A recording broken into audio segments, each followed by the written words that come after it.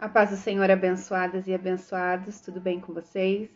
Já tem um tempo que eu não venho aqui fazer o devocional com vocês, né? Mas hoje o Senhor preparou essa tarde para isso e eu estou feliz de estar aqui falando com vocês. Estava com saudade já de trazer a mensagem aqui. Recebo bastante carinho de vocês, sempre venho comentar sobre isso. Algumas pessoas eu consigo responder, outras não consigo, mas amém também. Hoje nós vamos lá no livro de Neemias. Neemias, se você está aí em casa, eu vou esperar você buscar sua Bíblia para a gente dar uma passeada aqui. Eu gosto bastante da história de Neemias e eu tenho certeza que o Espírito Santo já tem o endereço certo para trazer essa mensagem, que ela venha ser poderosamente edificante para a sua vida, amém? No livro de Neemias, vamos iniciar lá no capítulo 1 mesmo. Se você não está com a sua Bíblia, eu te convido a, no momento que você estiver em casa, quando chegar do trabalho, que eu sei que tem muitas pessoas que me escutam do trabalho, ou às vezes me escutam dirigindo, escutam em qualquer lugar, menos em casa, onde está com a palavra nas mãos, né? Mas depois eu te convido a tirar um tempinho e conferir aqui nas escrituras, tá bom? Então, o livro de Neemias, no capítulo 1, vai dizer que um dos irmãos de Neemias chega até ele e fala para ele, traz uma notícia para ele de que o povo de Jerusalém estava completamente em destruição, tá? Que os muros haviam caído, que as pessoas estavam totalmente vulneráveis, tá? Aqui, depois você pode confirmar no capítulo 2, no 3 e no 4 vai dizer isso. No 4 vai dizer que, vou ler para você. E sucedeu que, ouvindo eu estas palavras, assentei-me e chorei e lamentei por alguns dias. Estive jejuando e orando perante o Deus dos céus. Então, o povo babilônico havia invadido, pela permissão de Deus, o povo babilônico havia invadido a cidade de Jerusalém e tinha feito uma destruição. Derrubaram os muros, os portões, atearam fogo e foi uma bagunça aqui que depois você vê. E o povo que habitavam lá era o povo de Neemias, os antepassados dele, tinha sepulcros lá. Depois você dá uma olhada, se aprofunde mais na palavra, porque eu estou apenas resumindo para que a gente possa pegar experiências da vida de Neemias, da posição de Neemias para a nossa vida hoje, na nossa atualidade, tá bom? Então, aqui no versículo 4 vai dizer que Neemias esteve jejuando e orando perante o Senhor depois dessa triste notícia que o irmão havia trago para ele, tá bom? Nessa época aqui, Neemias trabalhava como copeiro em uma casa de um rei. Aqui também no capítulo 1 você vai saber disso, tá? Então, durante essa oração que Neemias fez e esse jejum que ele se pegou fazendo, a Bíblia não relata quantos dias foi, mas diante dessa triste notícia, a primeira coisa que ele fez foi orar e jejuar. Então, nós precisamos aprender, né? Vamos trazer agora para a nossa vida. Primeira coisa que Neemias fez no momento da tristeza, porque aqui a Bíblia vai falar que ele chorou e lamentou por alguns dias.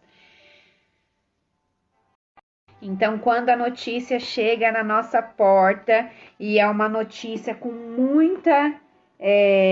uma notícia que nós recebemos, da qual nós não esperávamos, e aquelas notícias que bate lá na alma e nos angustia e nos deixa tristes, desesperados, o que a gente faz? O que você faz? Você faz como Neemias ou você faz de modo diferente? Qual modo é esse? Não sei. Talvez você se desespere, vai chorar para o vizinho, vai chamar o seu pastor, vai contar para sua mãe ou vai ligar para sua amiga. Eu não sei, mas a melhor opção que nós aprendemos aqui já com a vida de Neemias é que nós devemos orar e jejuar, porque através da oração o Senhor vai movendo a potente mão dele ao nosso favor.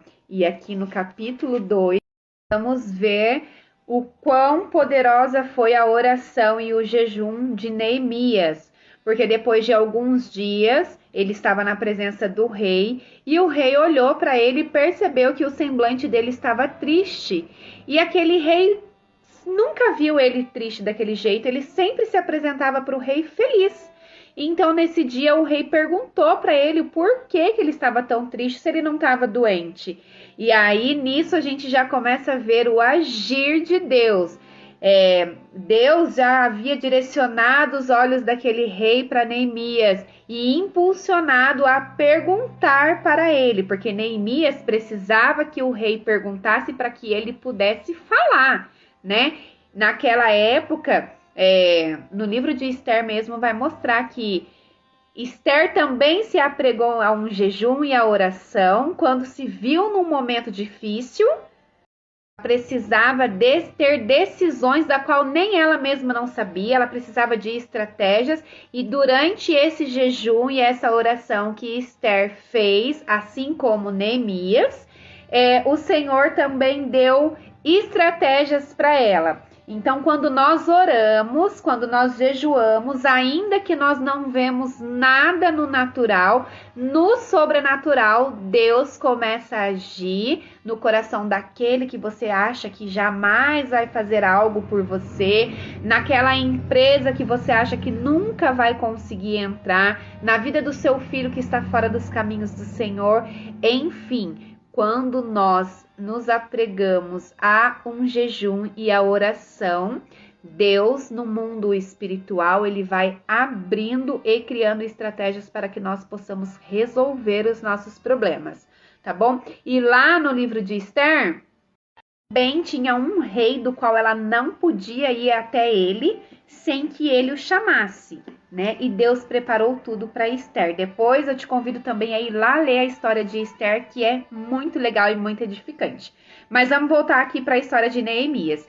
Então, o rei perguntou para ele o que tinha acontecido, porque que ele estava tão triste, e aí ali ele, começou a falar. Então, o rei perguntar já foi uma estratégia do Senhor, tá bom? Para a vida de Neemias.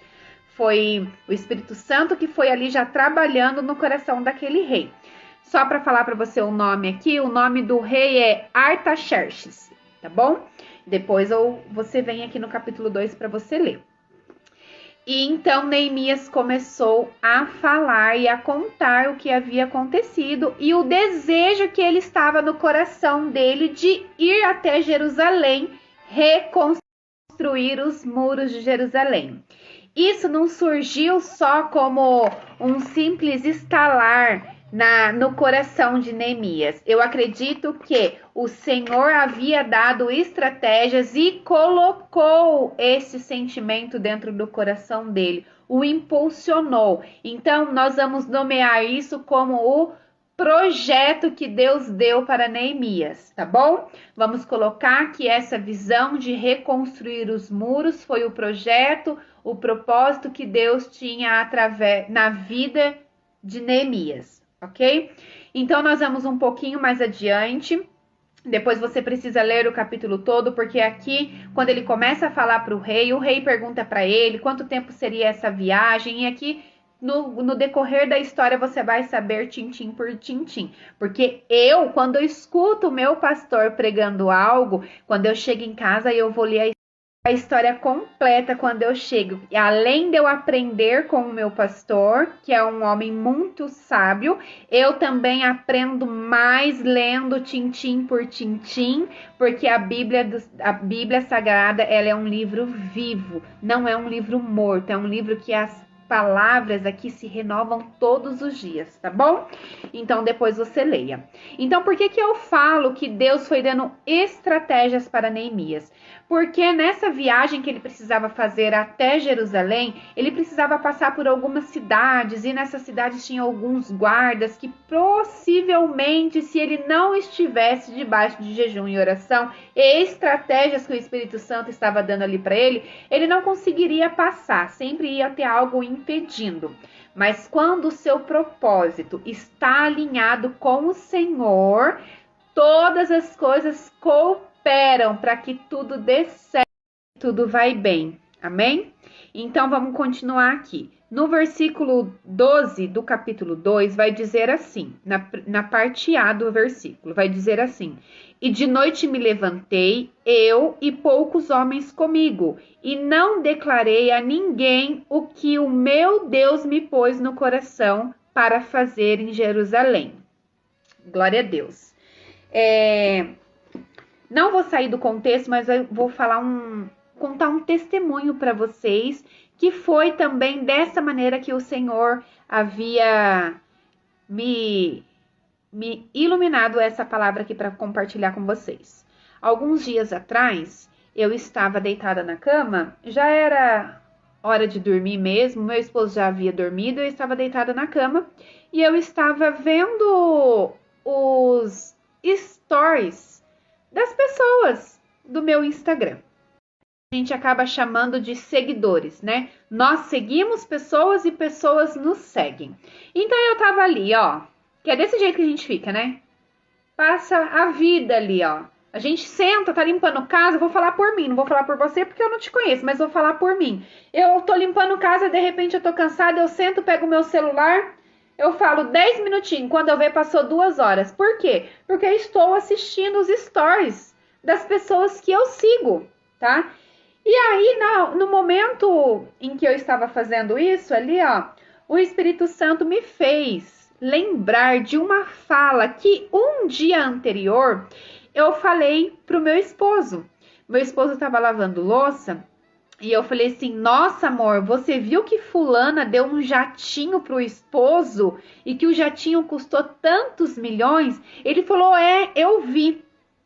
E aí, nesse momento, eu deitada, o Espírito Santo, muito suave, com muito amor pela minha vida, disse bem assim: filha, por que você tem tanto interesse em seguir as pessoas que não glorificam o meu nome?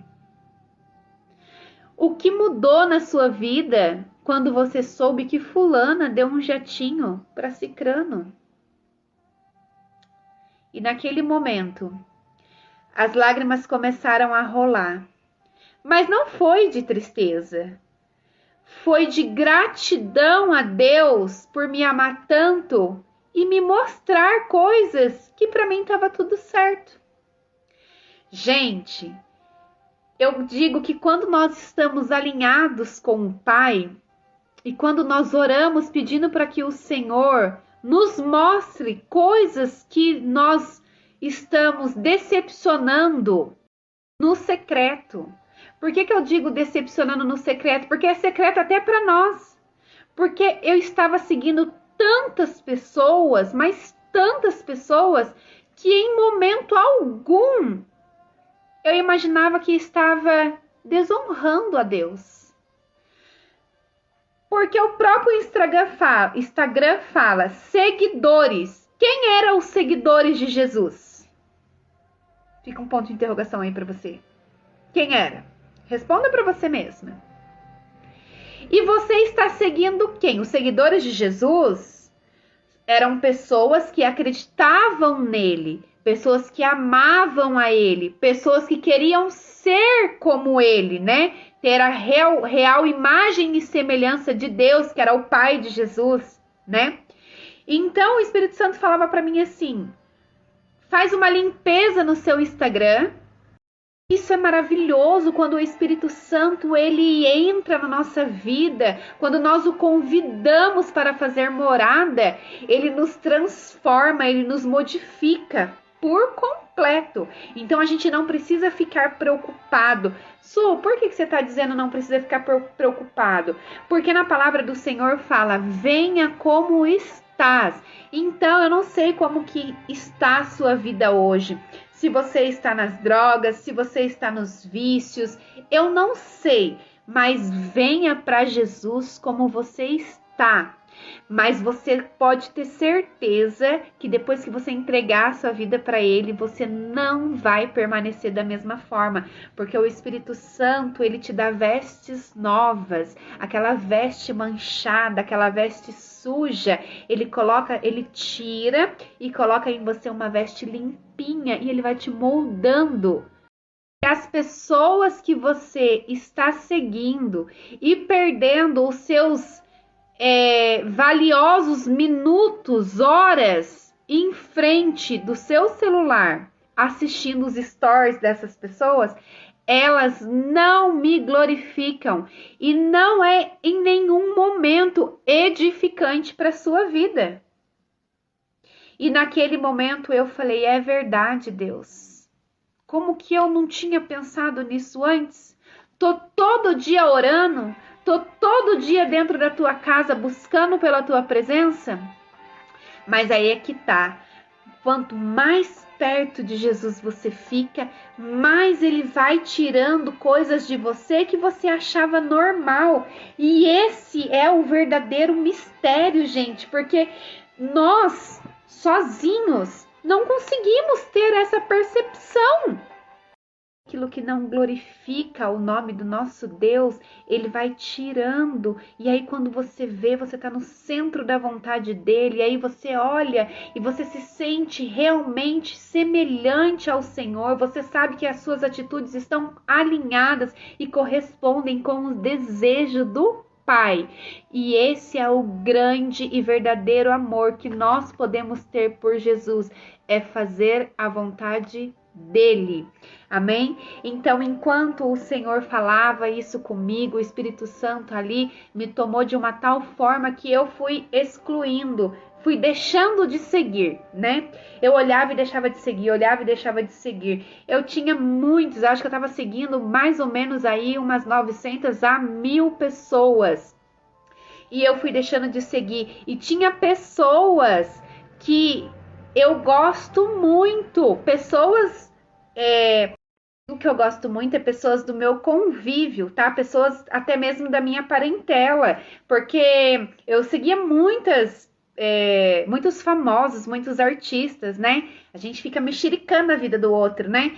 E então, mas quando eu falo que eu gosto muito, são pessoas aqui do meu convívio. E aí o meu dedo chegava nessa pessoa e eu falava, essa não, porque eu gosto muito. E o Espírito Santo falava, ok, você gosta, mas o conteúdo dela agrega na sua vida em alguma coisa? Ou por que você fica vendo a vida dessa pessoa? Ela glorifica o meu nome com os conteúdos dela? E eu falava, não, Jesus, então deixa de seguir. Você só vai seguir pessoas que glorificam o meu nome. Ainda tem uma limpa ainda para mim fazer. Então, assim, para a gente não sair do contexto, o porquê que eu estou falando isso para você? Porque aqui no capítulo 2, no versículo 12, a construção do meu projeto, né? Então, assim, nós precisamos sim diferenciar pessoas que estão com a gente só para mexericarem a vida da gente, ou a gente mexericar a vida da pessoa, e pessoas essenciais que você pode contar que está empenhado a reerguer os muros. E você já entendeu o sentido dessa construção dos muros. Qual é?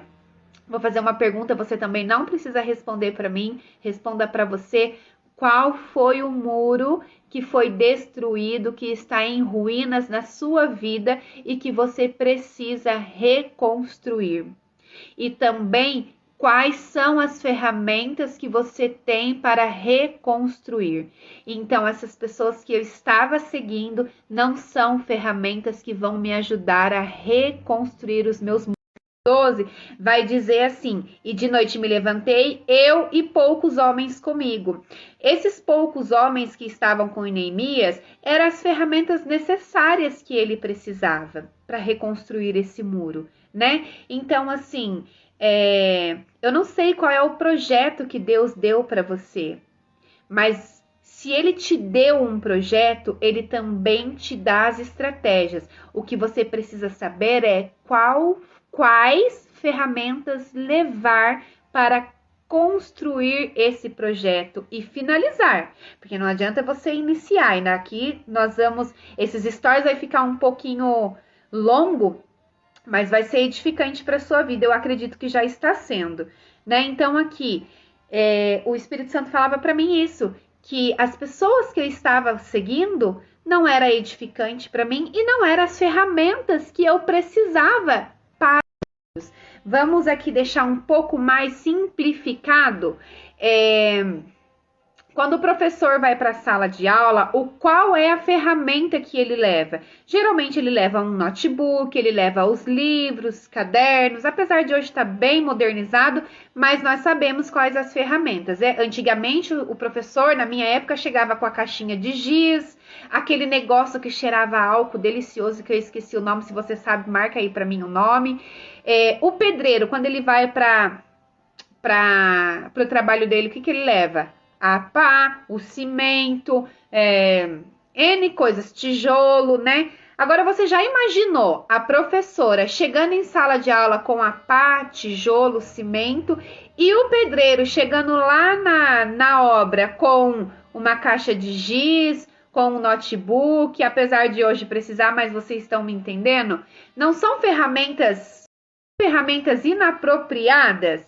É exatamente nisso que eu quero que você pense. Você está com as ferramentas próprias para você construir o seu muro? Por que eu digo isso, gente? Eu passava muito tempo nos stores, sem intenção, sabe? Passava muito tempo e aquilo ficava. Aí você vê uma pessoa viajando bastante, dando jatinho para um, jatinho para outro. Não é uma inveja, mas você fica com aquilo no seu subconsciente. Não é uma realidade sua, não é uma verdade. Nós precisamos estar firmados com os nossos pés no chão, precisamos viver a realidade, né? Então, assim, selecione as ferramentas que você precisa para reconstruir os seus muros. Amém? Aqui também vai dizer, Neemias vai dizer, disseram, levantemo-nos e edifiquemos, e esforçaram as suas mãos para o bem. Então a ferramenta de Neemias estava também alinhados com ele e com o pai, porque eles se dispuseram, levantaram as suas mãos para fazer o bem, que era fazer o quê? Reconstruir os muros. Mas aí, sabe aquelas pessoas que você deixou de seguir, aquela limpa que você fez? Essas pessoas ficaram revoltadas e com Neemias não foi diferente. Vou mostrar para vocês. No versículo 19 diz assim: o que ouvindo Sambalate, o Oironita, e Tobias, o servo amonita, e Gesem, o arábio, zombaram de nós e desprezaram-nos, dizendo, o que é isso que fazeis? Então, todas as vezes que o Senhor te der um propósito, todas as vezes que o Senhor colocou, que em determinado momento, no versículo 17 diz isso, que em determinado momento, Neemias revela o propósito que Deus havia colocado no coração dele, o projeto que era reconstruir os muros. Então eu vou ler com vocês. Neemias capítulo 2, versículo 17, que diz assim: então lhes disse, bem vede vós a miséria que estamos, que Jerusalém está assolada e que as suas portas têm sido queimadas a fogo. Vinde comigo e reedifiquemos o muro de Jerusalém, e não sejamos mais um opróbrio. Então, depois que Neemias já havia separado as ferramentas que ele precisava, ele revelou o propósito que Deus havia colocado no coração dele, certo? Vou ler o 18. Então lhes declarei como a mão do meu Deus me fora favorável, como também as palavras do rei que ele me tinha dito. Então disse a ser realizado no seu coração, sempre vai existir as pessoas que vão rir de você. E geralmente essas pessoas que estão rindo de você eram aquelas pessoas que você estava seguindo. Por isso que é tão importante você fazer essa limpa. Ah, mas eu só estou seguindo. Ok, você só está seguindo e ela também está te seguindo de volta. E aí quando você revelar aquilo que o Senhor pediu para você fazer, ela vai ser a primeira a rir. Então, vigia, abençoada. Vigia, porque essas raposinhas, e mais um pouquinho adiante eu vou falar sobre as raposinhas, elas são as que destroem a nossa videira, tá bom? A nossa vinha. Então, vamos lá, pra gente continuar aqui, eu já tô finalizando, tá? Geralmente, quem não entende o propósito, o projeto,